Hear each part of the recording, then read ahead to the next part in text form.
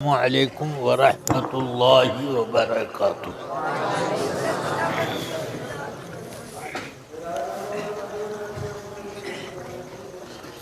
الحمد للہ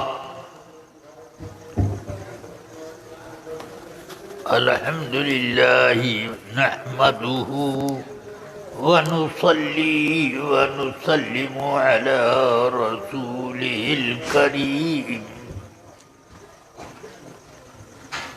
والصلاة والسلام على سيدنا ومولانا محمد وعلى آله وأصحابه أجمعين، أما بعد، فأعوذ بالله من الشيطان الرجيم، بسم الله الرحمن الرحيم۔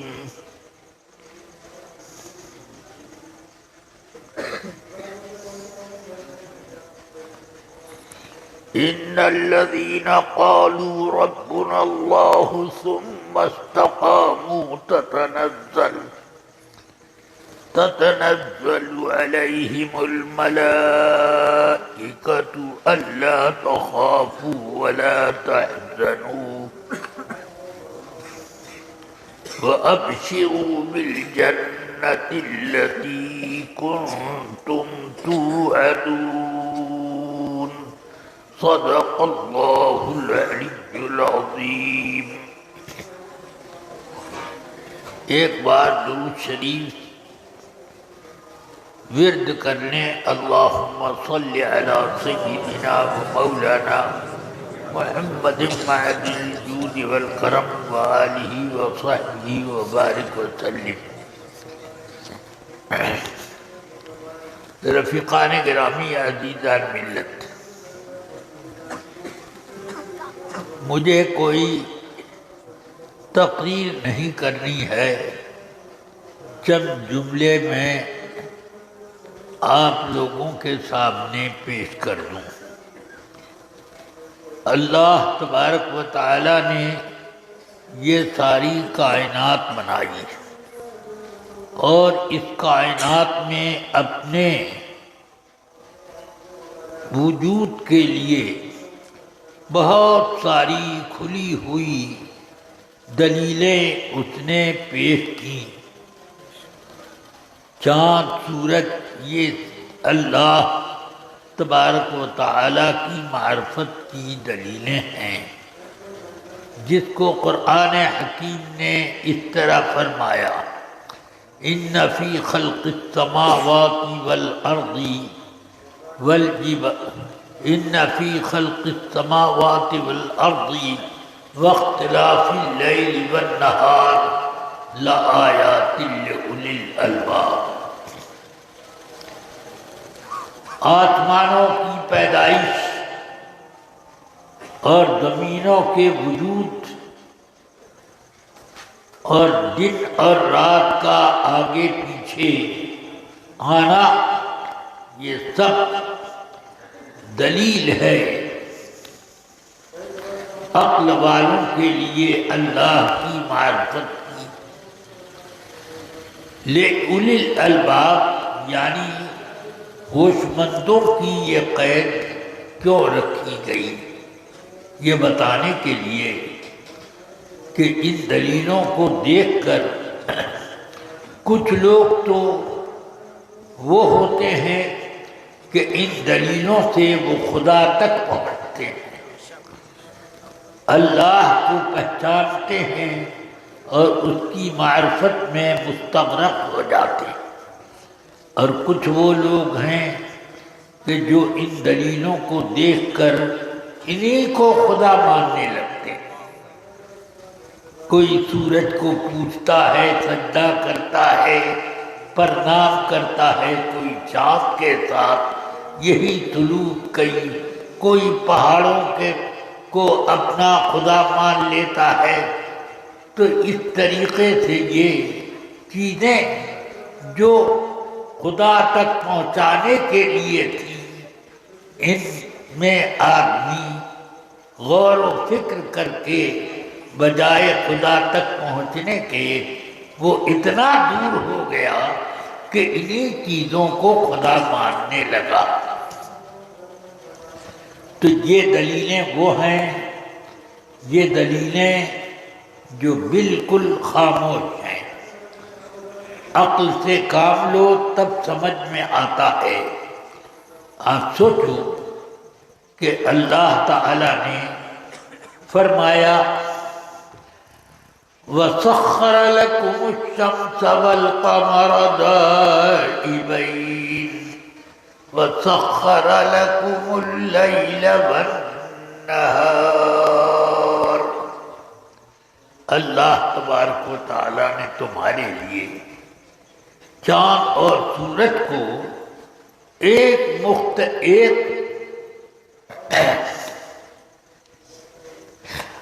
ایسی عادت دی ہے کہ وہ چلتے رہیں، مگر ان کا چلنا کیسے عجیب حالات پیدا کرتا ہے، کبھی اس میں کوئی تغیر نہیں آتا۔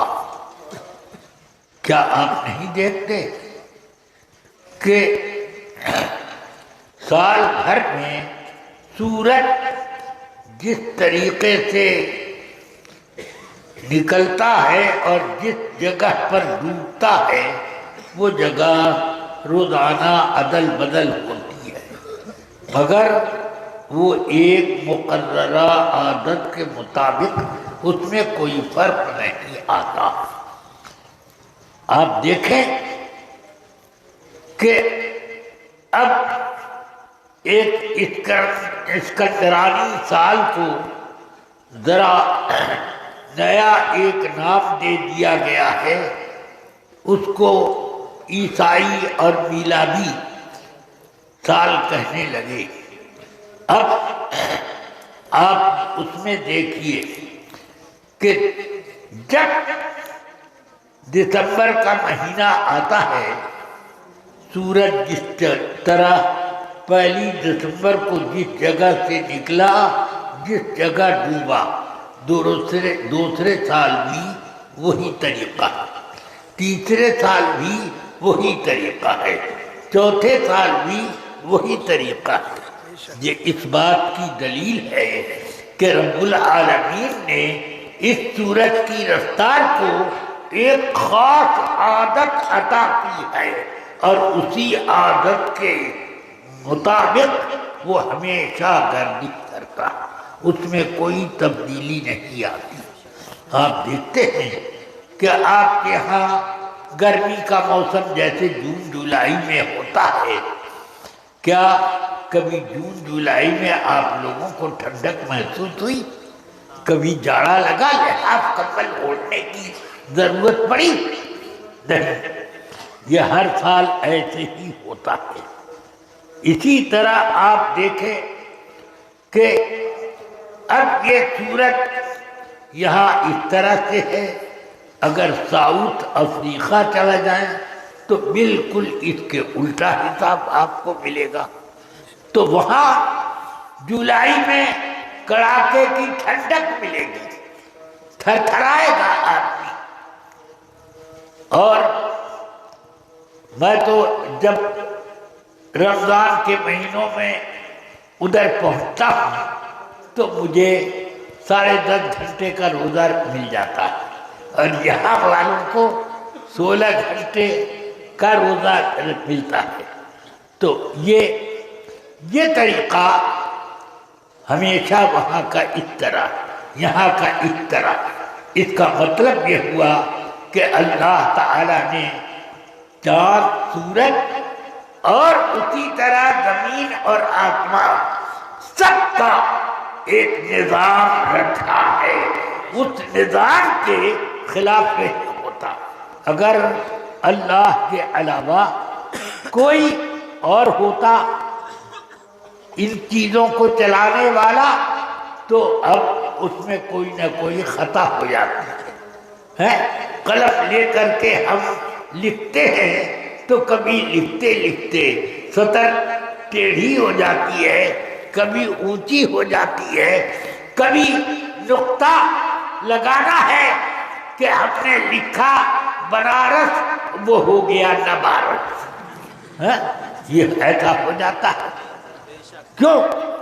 رب قدیر کے بنائے ہوئے نظام میں کوئی تبدیلی نہیں لا سکتا، اور یہ اس میں چونکہ ہم کو ایک اختیار ملا ہے تو اس اختیار میں اور خدا کے اختیار میں فرق ظاہر کرنے کا طریقہ یہ ہے۔ سمجھ میں آئی بات؟ لوگوں نے سوچا کہ اللہ نے بہت سے سیارے پیدا کیے ہیں، ہم لوگ بھی کچھ سیارے آسمانوں پر بھیجا سیارہ۔ کتنے سیارے ابھی اپنے مدار میں پہنچے بھی نہیں اور راکھ ہو کر کے زمین پر آ گئے۔ کتنے سیارے بھیجے گئے ادھر چلے گئے ادھر، کتنے کچھ یہ ہوتا ہے۔ کیوں؟ اس لیے کہ یہ نظام الہی سے مقابلہ کرنے کی ایک سزا ہے، اس لیے ایسا ہوتا ہے۔ رفیقان ملت، تو یہ عالم میں عجائب و غرائب دیکھ کر بہت سے لوگ گمراہ ہو گئے، اور جو مقصد تھا ان چیزوں کا کہ اللہ نے ان کو اپنی معرفت کے لیے پیدا کیا ہے۔ ربنا ما خلقت هذا ربنا ما خلقت هذا باطلا، اے اللہ ان کو بالکل خواہ مخواہی بیکار نہیں پیدا کیا، تم نے پیدا کیا ہے تو اپنی معرفت کے لیے بھی پیدا کیا اور بندوں کی خدمت کے لیے بھی پیدا کیا، کہ بندے اگر یہ چاند سورج ایسے ایسے جا رہے ہیں اور ایسے ہو گئے ایک بار کی، تو اب آپ کا نظام زندگی کایا کلپ ہو جائے گا، الٹا پلٹا ہو جائے گا۔ اس لیے اللہ تعالیٰ نے انسانوں کی خدمت کے لیے یہ رکھا، خدمت کے لیے بھی یہ متعین کیا، مگر آدمی اس کو اپنا خادم نہیں سمجھ رہا ہے بلکہ اسے اپنا خدا سمجھ رہا ہے۔ سمجھ گئے؟ اللہ نے فرمایا سخر لکم الشمس والقمر، کہ آفتاب اور ماہتاب کو اللہ نے تمہاری خدمت کے لیے متعین کر دیا، اور بجائے خدمت کے آدمی خود اس کو اب ڈنڈوت کرنے لگا اور اس کو سجدہ کرنے لگا۔ اس کی معرفت تو کر نہ سکا، خدا کی کیا معرفت کر سکتا؟ سمجھ گیا؟ اس لیے رفیقان ملت ضرورت اس بات کی ہے کہ اللہ کی معرفت کے لیے ایسی بھی کچھ دلیلیں ہوں جو دلیلیں آدمی کو ہاتھ پکڑ کر کے خدا تک پہنچا دیں۔ ان دلیلوں کو اللہ تعالیٰ نے نمبر 1 پر انبیاء کرام کی شکل میں بھیجا۔ انبیاء کرام نے ان سے کوئی بھی مطالبہ کوئی کرے تو فوراً وہ مطالبے کی تکمیل کرتے ہیں۔ مردہ زندہ کر دو، نابینا جو پیدائشی نابینا ہے اس کو آنکھیں دے دو، ایسا بیمار جس کا علاج نہیں ہو سکتا اس کو ایک پل میں آپ شفا دے دو۔ تو یہ سب مطالبہ جیسے جیسے ہوتا گیا ویسے ویسے ان لوگوں نے وہ کیا، اور کبھی کبھی اپنی امت کو کی حفاظت کا بھی اسی طریقے پر کام کیا۔ فرعون کو پتا چلا کہ موسیٰ علیہ السلام سارے بنو اسرائیل کو لے کر مصر سے ملک شام جا رہے ہیں۔ یہ پتا چلا رات کے وقت، کیونکہ موسیٰ علیہ السلام رات کو چلے تھے۔ آدھی رات کو جب ہر طرف سناٹا چھا گیا، مگر جب 7-8 لاکھ لوگ ایک ساتھ کتنے ہی چپکے سے جائیں، ان کے پاؤں کی چھاپ بھی نہ سنائی دے، تب بھی کچھ نہ کچھ حربوں کی ہو جائے گی. تو اس لیے خبر مل گئی فرعون کو کہ یہ لوگ جا رہے ہیں. تو حکم دیا فوج اور سپاہی سب کو کہ سب مل کر ان لوگوں کا پیچھا کرو اور سب کو گرفتار کرو. اب جب دریائے نیل کے کنارے موسیٰ علیہ السلام بنو اسرائیل کو لے کر پہنچے تو ادھر نظر آیا کہ یہ فرعون کا پورا لشکر آ رہا ہے. تو اب ان موسیٰ علیہ السلام کے اوپر ایمان رکھنے والوں نے یہ نہیں کہا کہ اے موسیٰ اب کیا کیا جائے، اب کیسے ہم لوگ اس سے بچیں، بلکہ انہوں نے ان سے فریاد کی. قالوا یا موسیٰ انا لمدرکون. ان لوگوں نے کہا کہ اے موسیٰ اب تو ہم گرفتار ہو جائیں گے، پکڑے جائیں گے. تو موسیٰ علیہ السلام نے کہا کہ یہ نہیں کہا کہ جو تم ڈر رہے ویسے ہی میں بھی ڈر رہا ہوں، بلکہ اللہ تبارک و تعالیٰ کی طرف متوجہ ہوئے. تو اللہ تعالیٰ نے فرمایا کہ اپنا عصا دریائے نیل پر مارو. یہ کہہ کر کہ اے دریا راستہ دے. بس انہوں نے لاٹھی ماری، اس پار سے اس پار تک ہائی وے تیار ہو گیا. آپ بھی ذرا اپنی لاٹھی ڈنڈے 10-12 لے کر کے کئی آدمی مل کے ایک تو گڑھئی پر مارے اور دیکھیں کہ وہ راستہ بنتا ہے کہ نہیں. گڑھئی تو گڑھئی ہے، اگر کوئی چھوٹا سا نالا گزر رہا ہے اس میں کاٹنا چاہے پانی کی دھار تو وہ کٹ نہیں پائے گا. مگر موسیٰ علیہ السلام نے جیسے ہی لاٹھی ماری تو ہائی وے تیار ہو گیا. اب سب لوگوں سے فرمایا چلو اس سے پار. اس پار پہنچ گئے. ادھر اس پار فرعون کا لشکر آ گیا. اب ان لوگوں نے دیکھا کہ ہائی وے تیار ہے، چلو اب کتنا بھاگیں گے، آگے چل کے اب لوگ پکڑیں گے. جب بیچ دریا میں پہنچے تو موسیٰ علیہ السلام نے اشارہ کر دیا اب کا ضرورت ہے تم لوگوں کو ہائی وے بنانے کی ہے. تو اب فَقَالُوا هُمُ الْمُغْرَقِينَ، سب ڈوب کے اسی میں فنا ہو گئے. فرعون کی کوئی بھی بچا نہیں. تو اب آپ ذرا دیکھیے کہ یہ اس طرح سے اپنی قوم کے بچاؤ اور ان کی حفاظت کا کیسا انتظام کیا موسیٰ علیہ السلام نے. سمجھ گیا؟ اسی طرح تمام انبیاء کرام کا طریقہ رہا. کبھی ان لوگوں پر کوئی مصیبت آئی ہے یعنی انبیاء کرام پر تو یہ مت سمجھنا کہ وہ لوگ کمزور پڑ گئے، بلکہ وہ اس چیز کو بتانے کے لیے کہ انبیاء کرام کی ہمت اور عزیمت دیکھو کہ جن مصیبتوں میں پہاڑ چکراچور ہو جائے اس میں نبی کی ہمت پر ہلکی سی لکیر بھی نہیں آتی. سوچیں آپ کو اگر 10 گالی کوئی دے دے صبر کر پاؤ گے؟ 10 منٹ بھی اگر صبر کر پاؤ تو بڑے پہلوان ہو. ہاں مگر نوح علیہ السلام نے 950 سال اپنی قوم کو ہدایت دی. قرآن مجید میں ہے کہ 1000 میں 50 کم اتنے دنوں تک انہوں نے تبلیغ کی. 1000 میں 50 کم کرو تو 950 ہو گئے کہ نہیں؟ 950 9.5 سال نہیں 950 سال. اتنی عمر یا رب العالمین، ہم لوگوں کے زمانے میں کتنی پشتیں گزر جائیں گی اتنے وقت میں.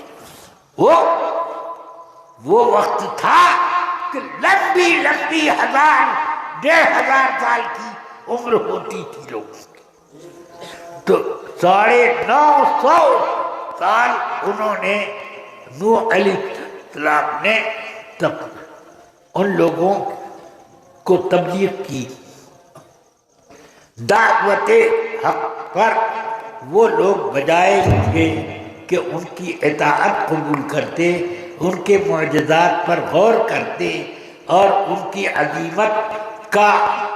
عظیمت سے وہ لوگ سبق لیتے، اس کے بجائے وہ پتھر چلاتے تھے، گالیاں بکتے تھے، سب کچھ کرتے، مگر نوح علیہ السلام نے گالی کا جواب تھپڑ سے بھی نہیں کیا، زبان سے بھی نہیں کیا، صبر کرتے رہے۔ وہابی ہو تو کہے کہ دیکھو ان کے پاس اگر طاقت ہوتی تو یہ ابھی ان سب کو فنا کر دیتے، مگر نہیں، یہ ان کی عظیمت دیکھو کہ جہاں پر ہر آدمی تھک کر بیٹھ جاتا ہے، 2 گالی 4 گالی سننے کے بعد آدمی بفر جاتا ہے، غصے میں آتا ہے، دعا کرنے کے لیے مسجد کے مصلی پہ بیٹھ جاتا ہے، سجدہ کرتا ہے، اے اللہ اس نے مجھے گالی دی ہے، اس کو تو فنا کر دے،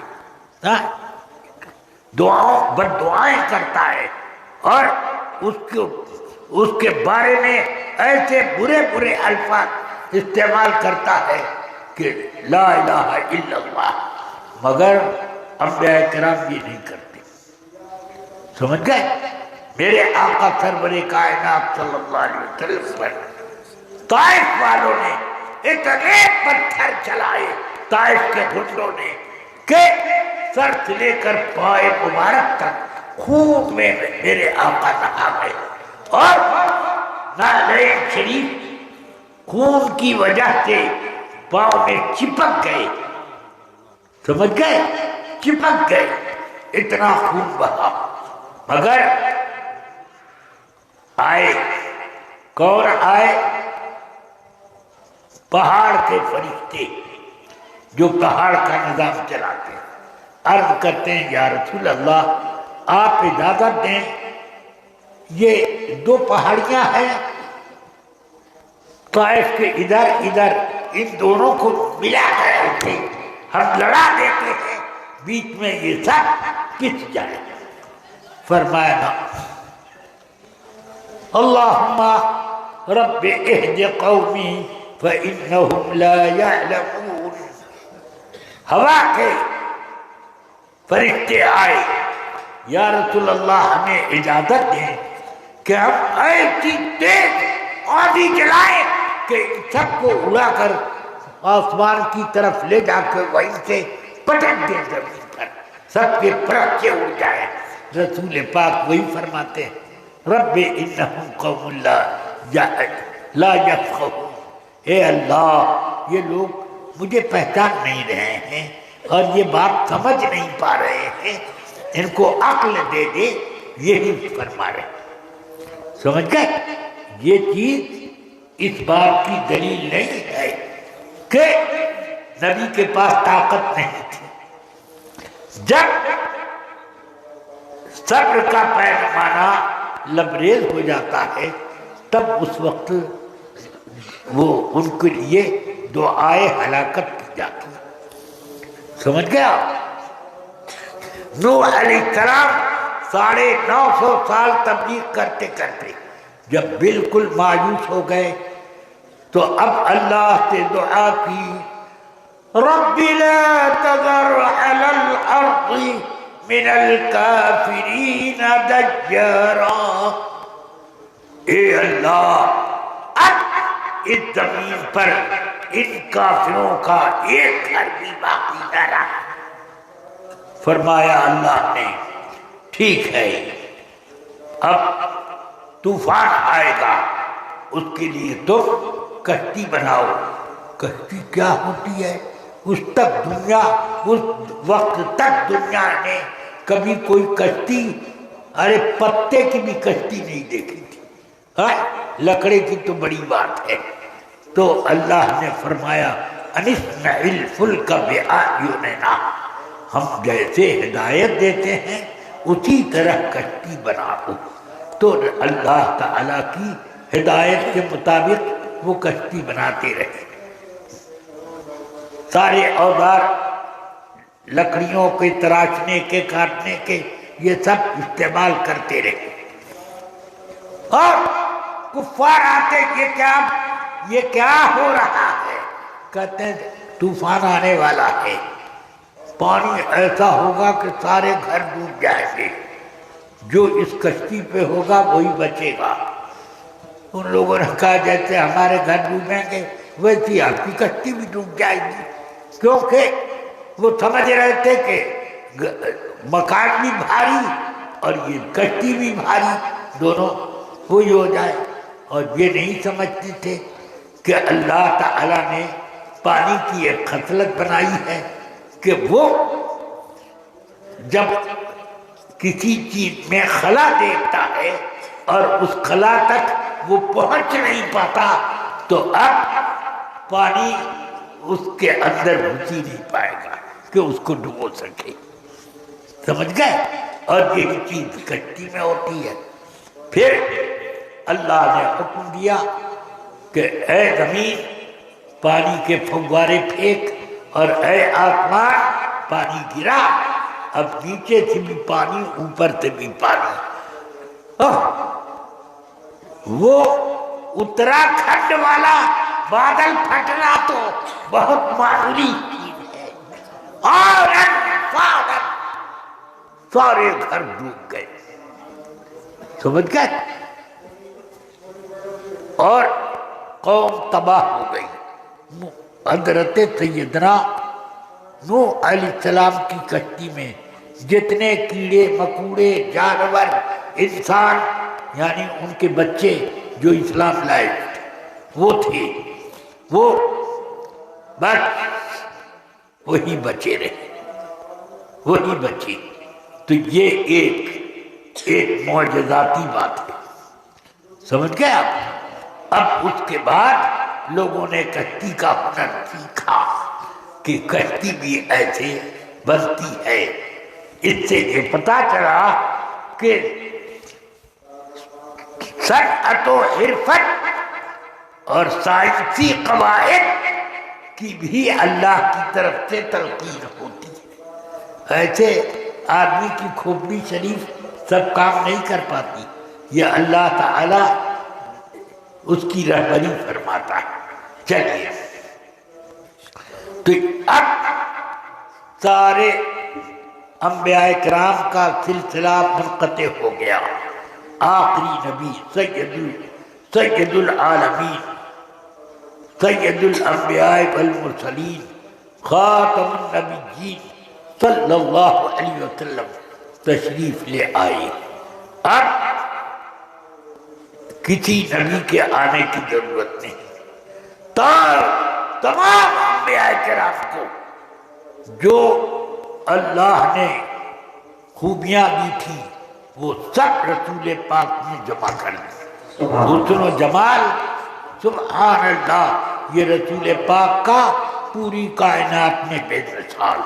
طاقت، سبحان اللہ، رسول پاک کی طاقت کا کہ یہ شان ہے کہ حدیثوں میں آیا ہے کہ ایک جنتی کی طاقت 400 مردوں کے برابر ہوتی ہے، ایک جنتی دنیا کے 400 کے، اور ایک نبی کو جو طاقت ہوتی ہے وہ 400 جنتی مردوں کی طاقت کے برابر ملتی ہے۔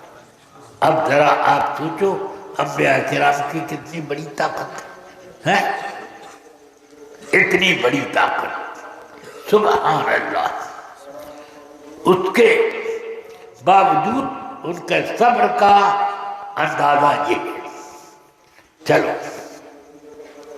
سلسلہ ختم ہو گیا انبیاء کرام کی آمد کا۔ اب اللہ کی معرفت کا کیا ذریعہ ہو؟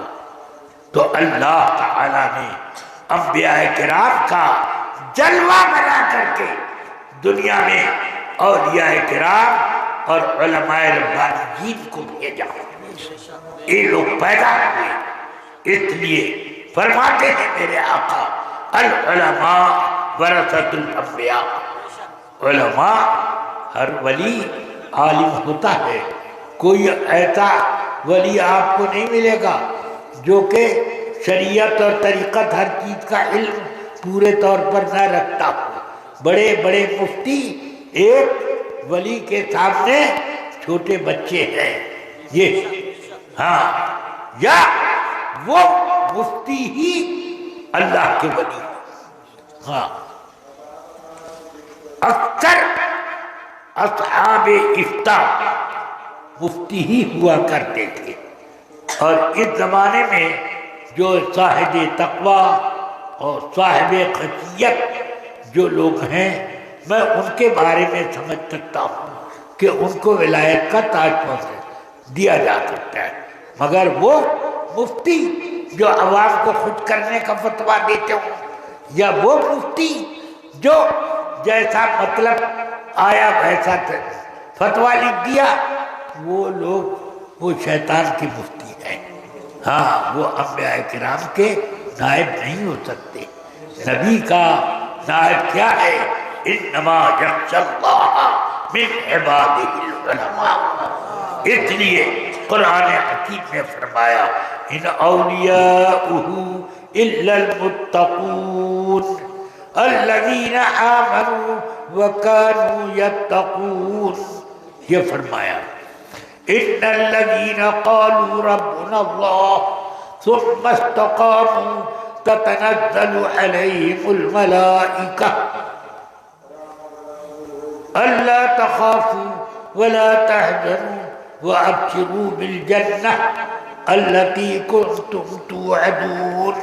اس طریقے کے یہ تقویٰ پرہیزگاری کا وہ خزانہ ہوتے ہیں.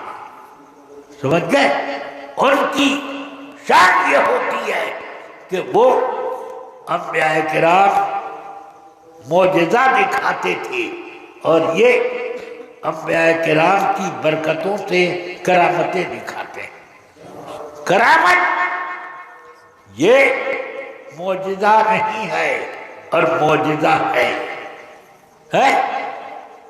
اس اعتبار سے کہ ولی کے ہاتھ سے وہ صادر ہوا، وہ کرامت ہے.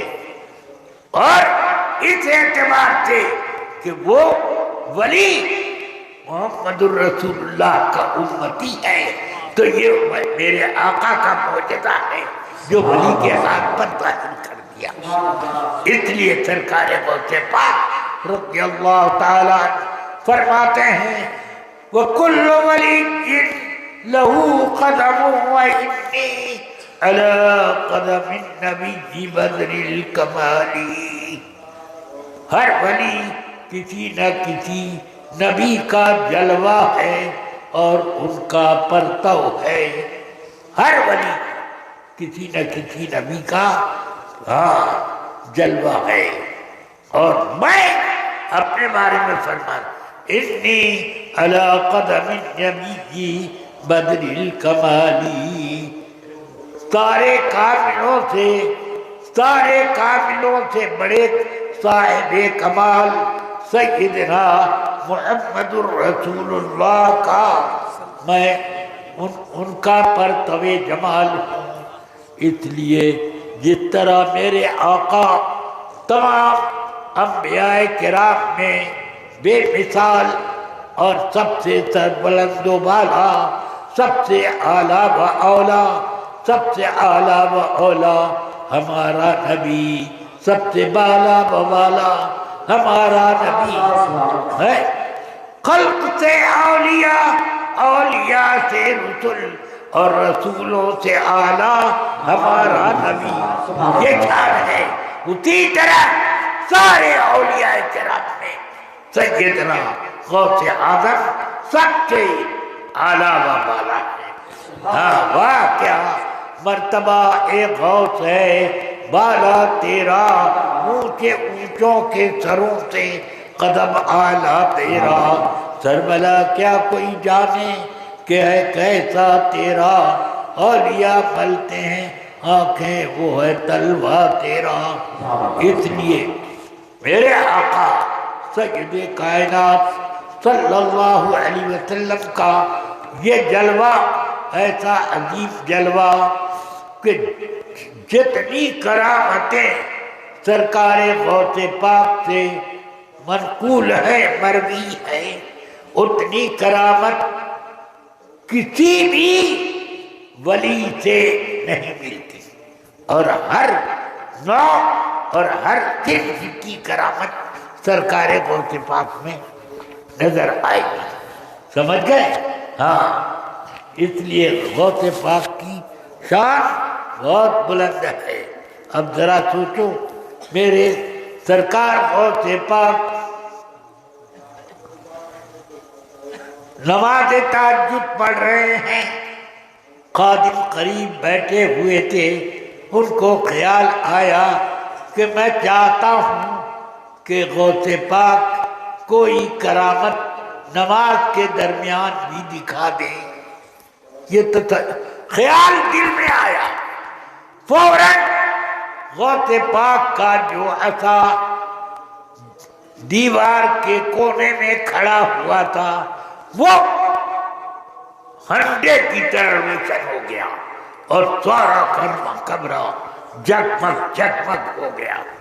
اب یہ ذرا سوچو کہ ایک کرامت میں کئی کرامت، دل میں خیال آیا، اس کی خبر غوث پاک کو ہے، اور پھر وہ لکڑے کا ڈنڈا، جس ڈنڈے میں سوائے آگ کے کوئی روشنی پیدا نہ کرے، وہ ڈنڈے میں چمک آئے، اور وہ بھی ایسی چمک کہ اس چمک سے پورا گھر جگمگا جائے۔ یہ سرکار غوث پاک کی خصوصیت ہے، سمجھ گئے؟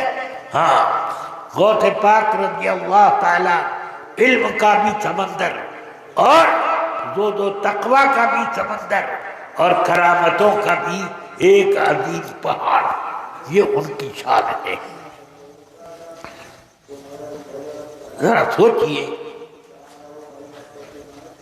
اور کیا ذکاوت ہے، کسی نے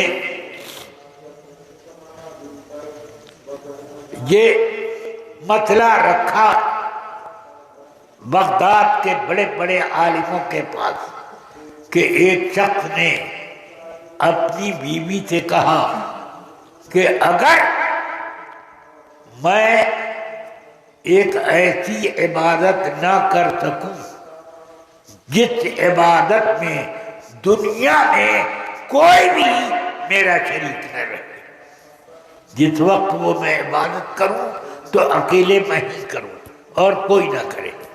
جتنے علماء سے پوچھا، انہوں نے کہا بھئی کون سی عبادت کرے گا؟ نماز پڑھے گا تو دنیا میں کہیں نہ کوئی نمازی پڑھ رہا ہو، نماز پڑھ تلاوت کرے گا تو کہیں کوئی تلاوت کر رہا ہوگا، روزہ رکھے گا تو کسی نہ کسی جگہ کوئی روزے دار ہوگا، یہ مال خرچ کرے گا تو دنیا میں بہت سے لوگ مال اللہ کی راہ میں خرچ کر رہے ہیں، تو اب کیا کام کرے؟ لوگوں نے فتویٰ دیا بھائی اب تو اس کی بیوی پر طلاق پڑنی ہی پڑنی ہے، وہ ایسا نہ کر پائے، کوئی ایسی عبادت نہ کر پائے گا، وہ جو عبادت کر رہا ہے کوئی بھی اس عبادت میں اس کا شریک نہ ہو، ایسا تو ہو ہی نہیں سکتا، تو لہذا اس کی بیوی کو طلاق پڑے گی۔ گھومتے پھرتے یہ سوال غوث پاک سے کسی نے کر دیا، غوث پاک نے فرمایا ہاں اس سے کہو وہ مکہ مکرمہ جائے اور وہاں کے حاکم سے بات کرے کہ میرے لیے تھوڑی دیر کے لیے خانہ کعبہ کا طواف کی جو جگہ ہے وہ مطاف خالی کر دیا جائے اور مجھے اجازت دی جائے، میں بس دو چار چکر خانہ کعبہ کا لگا لوں. تو خانہ کعبہ کا طواف کرنا ایک ایسی عبادت ہے کہ وہیں پر ہو سکتی ہے. وہ اپنے گھر میں تھوڑی طواف کر کے کوئی خانہ کعبہ کا طواف پائے گا ہے. تو اب چونکہ وہ خالی ہے تو جو طواف کر رہا ہے اکیلا، دنیا میں اکیلا ہے.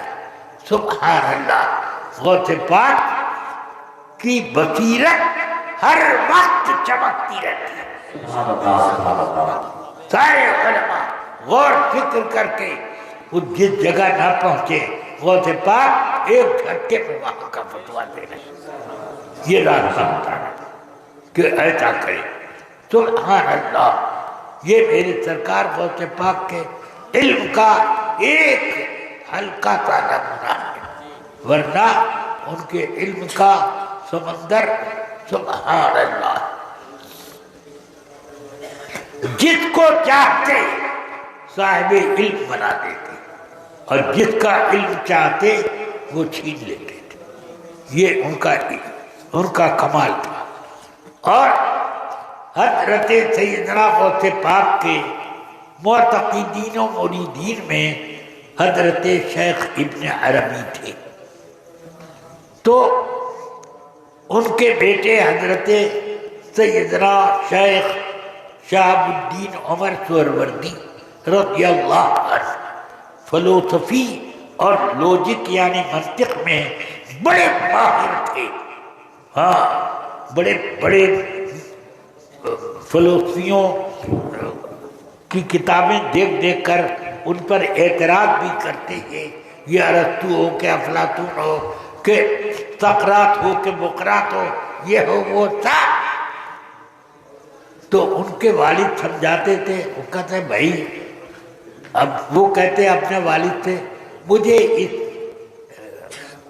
فرض کے پڑھنے میں بڑی لذت ملتی ہے. کہ اچھا. تو ایک روز ان کے والد نے کہا چلو حضرت شیخ عبد القادر کی خدمت میں ان سے ملاقات کرو، دعا بھی اپنے لیے کرا لو. لے کے چلے تو وہ اپنے فلسفی کی ایک موٹی سی کتاب لے کے چلے اور راستے بھر پڑھتے چلے جا رہے ہیں. راستہ بھی طے کر رہے ہیں، کتاب بھی پڑھتے جا رہے ہیں. جب غوث پاک کی مجلس میں پہنچے تو کتاب بند کر کے بغل میں دبا دی، سلام کر کے بیٹھ گئے. غوث پاک نے دریافت کیا یہ تمہارے بغل میں کیسی کتاب ہے؟ انہوں نے کہا فلسفی کی کتاب ہے. فلسفی کی نہیں ہے. کہا ہاں، فلسفی کی کتاب، فلسفے کی کتاب ہے. غوث پاک نے فرمایا نہیں، قرآن مجید کی تفسیر ہے یہ. تو کہ نہیں حضور یہ فلسفی کا کھول کے دیکھ لو. کھولا تو وہ فلسفی کی کتاب تفسیر قرآن بنی ہوئی. یہ انقلاب برپا کرنا معمولی بات ہے. علم. اب غوث پاک نے ان کے سینے پر ہاتھ رکھا، ساری فلسفی ہوا ہو گئی اور قرآن اور حدیث کے علم کا خزانہ ان کے سینے میں بھر گیا. اور چار بڑے بڑے جو دنیا بھر میں سب سے بڑے سلسلے مانے جاتے ہیں، ان چاروں میں ایک حضرت شیخ شہاب الدین عمر سہروردی کا سلسلہ سہروردیہ چل رہا. سمجھ گئے؟ اسی لیے اعلیٰ حضرت فرماتے ہیں یہ چشتی، سہروردی، نقشبندی ہر ایک تیری طرف آئل ہے یا موت. سمجھ گئے؟ بہرحال سرکار غوث الورا تھے ہر طرح کی. ایک مرتبہ راستے سے گزر رہے تھے، ایک عیسائی اور ایک مسلمان لڑ رہے ہیں.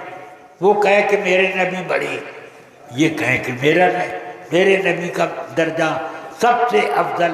وہ کہا کہ وہ عیسائی بولا میرے نبی نے مردہ زندہ کیا آپ کے نبی نے کیا کیا؟ مردہ نہیں زندہ کیا، مگر پتھر سے اپنا درود پڑھوا لیا اور کھجور کے تنے سے اپنی محبت کا راز اگلوا دیا. تو یہ سب تو ہے، مگر وہ کہ نہیں، یہ سب معجزہ تو ہے، مگر مردہ زندہ کرنے والا وہ معجزہ کہاں؟ تو اس نے کہا کہ بھئی دیکھو، حضرت عیسیٰ علیہ السلام نے جب ان سے مطالبہ کیا گیا کہ مردے کو زندہ کرو تو انہوں نے مردے زندہ کر دیے، زندہ کر دیے. میرے آقا سے کسی نے یہ مطالبہ ہی نہیں کیا، تو اس لیے نہیں. غوث پاک گزرے، دونوں سے پوچھا کیا لڑ رہے ہو تم؟ ان دونوں نے یہ بتایا نہیں. فرمایا ہمارے نبی بڑے. اس نے کہا کہ کوئی مردہ زندہ کیا؟ انہوں نے عیسائی بولا. انہوں نے کہا کہ تم مردہ زندہ کرنے کی بات کر رہے ہو؟ ٹھیک ہے، میں اس بارگاہ کا ایک ادنا خادم ہوں، چلو قبرستان، جس قبر سے کہو گے میں مردہ اٹھا دوں گا. تو گیا قبرستان میں، بہت پرانی قبر، 100 سال سے زیادہ پرانی قبر کے پاس کھڑا ہو گیا. اس مردے کو زندہ کر دیجیے. فرمایا صرف زندہ کرو یا وہ جو پیشہ کرتا تھا وہ پیشہ بھی لے کر کے اٹھے؟ کہ یہ تو اور بڑی بات ہے. تو کہا اے مردے اٹھ اپنا پیشہ لے کر. تو وہ اٹھ کے باہر قبر کے باہر کھڑا ہو گیا اور ڈھول بجانے لگا. کہ دیکھو یہ دفانی تھا، یہ دفانی اپنے پیچھے کر. وہ فوراً مسلمان ہو گیا. سبحان اللہ. تو یہ غوث پاک کا نے معجزہ نہیں، اب ان کی کرامت ہے اور رسول پاک نے کرم فرمایا ہے. تو یہ آپ کو یہ کرامت ملی اور میرے آقا کا معجزہ ہوا. اسی لیے ہمارے عقائد کے بڑے بڑے متکلمین فرماتے ہیں کہ کرامت الولی معجزۃ لنبی صلی اللہ علیہ وسلم. ولی کی کرامت حقیقت میں اس کے نبی صلی اللہ علیہ وسلم کا معجزہ ہوا کہ نبی نے اپنا معجزہ اس طرح ظاہر کیا. یہاں تک کہ اعلیٰ حضرت رضی اللہ عنہ کے بارے میں مکہ مکرمہ کے عالموں نے کہا کہ معجزۃ من معجزات سید المرسلین و آیۃ من آیات رب العالمین. اللہ کی دلیلوں میں سے ایک دلیل ہے امام احمد رضا، اور نبی پاک کا معجزہ ان کے زمانے جو تھا وہ تھا. اس زمانے میں آقا کائنات نے جو معجزہ ظاہر کیا ہے وہ احمد رضا ہے. طرح پر معجزہ. بہرحال سرکار غوث پاک کی ایک بڑی شان ہے. ان کے دامن میں جو آ گیا تو اس کے بارے میں فرماتے ہیں کہ میرا مرید اگر مشرق میں ہو میں مغرب میں، تو اس مرید کا اگر پردہ ہٹ جائے تو میں اس کا پردہ کر دوں گا اور اس کو چھپا دوں گا، عزت نہیں ہونے دوں گا، اس کی آبرو محفوظ رکھوں گا. ہاں، اور یہ بھی فرماتے ہیں یدی علی مریدی کالسماء فوق الارض، میرا ہاتھ سارے مریدوں کے سر پر اس طرح شامیانہ رحمت ہے جیسے آسمان کا شامیانہ پوری زمین پر. کوئی مرید میرے شامیانے قدرت سے باہر نہیں، یہ حضرت سیدنا غوث پاک فرماتے ہیں۔ اس لیے ہم سب کو سرکار غوث پاک سے عقیدت زندہ رکھنی چاہیے، اور لوگ ولیوں کی